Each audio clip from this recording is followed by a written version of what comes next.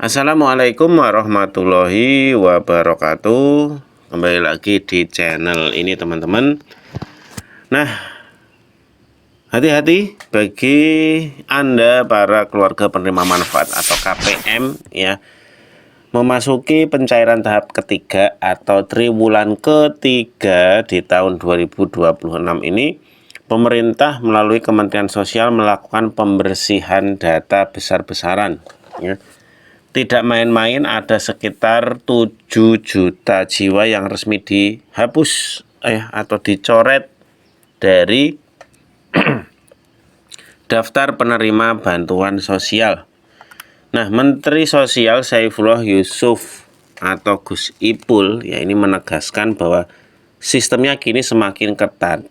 Jadi jika ada data baik di KK ataupun KTP yaitu masuk dalam ciri-ciri tertentu, maka sistem pusat ya secara otomatis akan langsung memblokir bantuan Anda secara otomatis ya. Jadi tolong simak video ini sampai habis ya agar kalian nanti itu paham ya dan tahu ya apakah nama kalian aman atau justru masuk ke dalam daftar coret ya, seperti itu.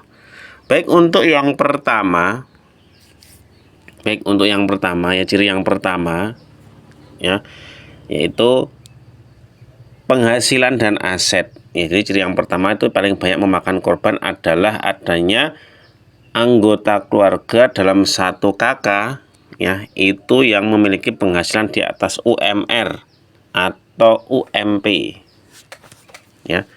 Walaupun hanya anak atau pasangan yang bekerja ya, jika gaji mereka terdeteksi melalui BPJS Ketenagakerjaan melebihi upah minimum, maka satu keluarga itu akan dianggap sudah mampu ya, dan bantuan akan dihentikan ya. Hal ini juga berlaku jika ada anggota keluarga yang menjadi ASN ya atau TNI, Polri atau pegawai BUMN. Teman-teman nanti masuk ke dalam daftar ya, daftar coret.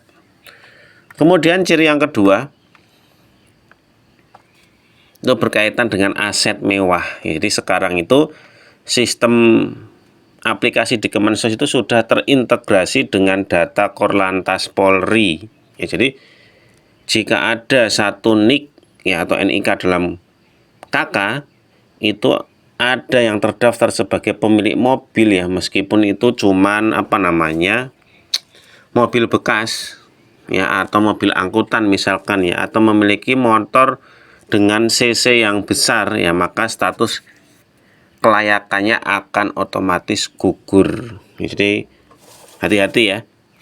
Kemudian yang ketiga ya, poin ketiga dan keempat nanti itu terkait keuangan digital dan komponennya. Untuk yang ketiga dulu ya.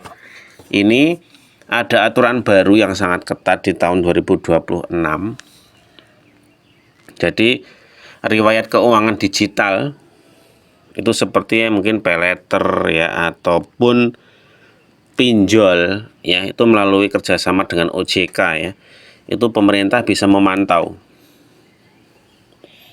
Jadi jika Anda memiliki limit paylater yang besar atau ada cicilan barang yang non subsidi, hal ini akan dianggap sebagai salah satu indikator bahwa Anda memiliki daya beli yang tinggi ya. Jadi nanti masuk kategori yang akan dicoret seperti itu ya. Kemudian yang keempat, ciri keempat itu ada graduasi alamiah ya, maksudnya untuk penerima PKH. Jadi bantuannya nanti akan otomatis terhenti jika komponen wajibnya sudah tidak ada ya, misalkan semua anak di rumah sudah lulus sekolah ya. Jika tidak ada lagi lansia atau tidak ada lagi ibu hamil dan balita di dalam KK, dan jika komponennya sudah habis, maka dianggap sudah lulus dari program bantuan ya. Misal di dalam KK itu sudah nggak ada lansia, nggak ada anak yang sekolah ya, udah lulus nggak ada ibu hamil dan balita, nah maka dicoret gitu ya. Kemudian poin kelima dan keenam ini verifikasi lapangan dan tentang itu ya, tentang judul ya. Untuk ciri kelima ada yang penting juga. Jadi sekarang ini ya medsos ini gencar melakukan verifikasi lapangan dengan foto rumah. Ya, jadi nanti jika alamat KTP yang ternyata fiktif, ya Anda sudah pindah domisili tanpa melapor ya, atau kondisi fisik rumah dinilai sudah mewah atau layak, ya maka bantuan tidak akan dilanjutkan. Jadi nanti akan ada verifikasi lapangan. Kemudian ciri yang keenam, ini paling tegas lagi ya, itu keterlibatan dalam itu judi online ya. Jika NIK, KTP atau nomor rekening KKS-nya itu terdeteksi oleh PPATK ya, terlibat ya dalam aliran dana, ya maka Kemensos tidak akan segan-segan memblokir bantuan Anda secara permanen.